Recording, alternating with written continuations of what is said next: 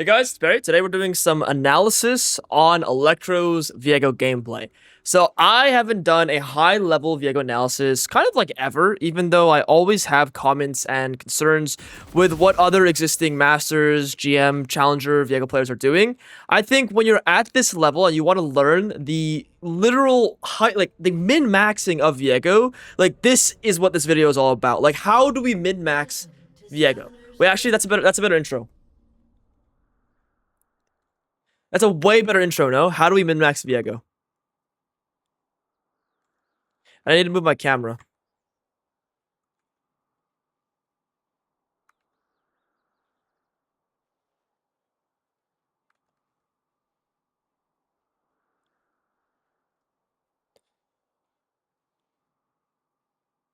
I feel pretty good like that. Yeah, but I want to start it off with like, how do we min-max Viego? How do we min-max on Viego? If you're Masters plus GM, Challenger, there's so much detail to what you're doing on Viego, and not a lot of players actually understand what they're doing, and I'm going to analyze Electro's gameplay and fully see all the details, all the small things, what are we mixing that actually make you a really, really, really outstanding Viego player. And if you guys like this and want to see more of this, I can do more. I know there's like Mino as a Viego player, there's some others that I'm down to analyze and look at, and I can analyze my own gameplay as well. But let's jump in and let's see what's going on. How can we min-max the Viego gameplay, the Viego gaming right here? So we're going to talk less about macro and more about Viego micro. Okay, so the details to Viego as a champion. Okay, screw the macro. We're looking at mechanics and Viego decision making. This game is starting off hard. We're getting him into the top side. Okay, let's watch how we're clearing here. So, small thing. Auto Q is fine. This is very small, and it's not going to actually affect you too much.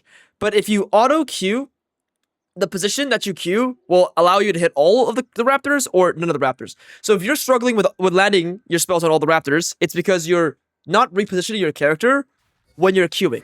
So even right here, what I don't like is like he's not going upward a little bit to bring the raptors together. Now he's doing it. He's bringing all the raptors together. It's a little lazy. I don't like that. And what's going to happen here is notice how right here, this should have been one auto attack difference. I should have been able to kill all the raptors earlier, auto the raptor camp one time here, and then I can start the red buff with a Q, and that speeds me up, right? So he got punished. It might not feel big. It's a Q cooldown, which saves time. That's a whole second he lost here. More than a second even, actually. So these again, min-maxing. I'm getting very detailed here. Okay, auto W auto. This is very chill. This red buff, so there's nothing crazy to do here. Right, auto W auto. So this is so specific.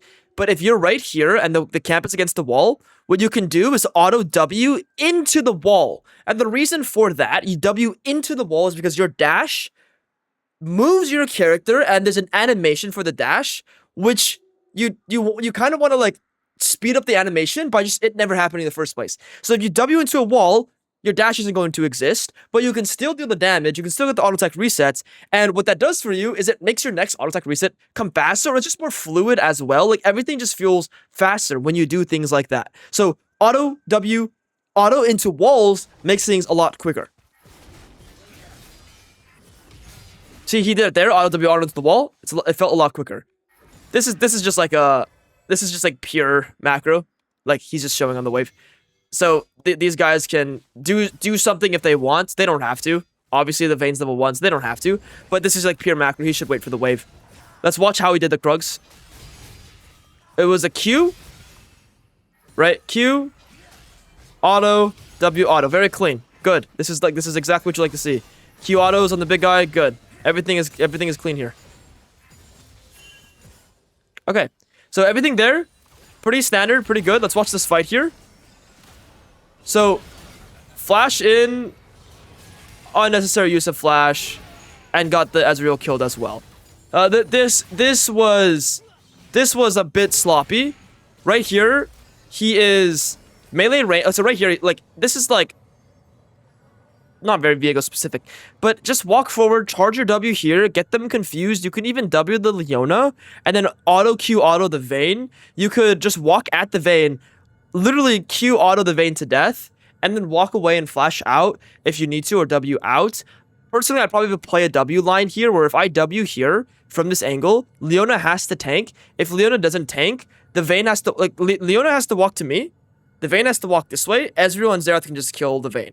And I might not get an assist, but at least I save everyone's sums and no one dies.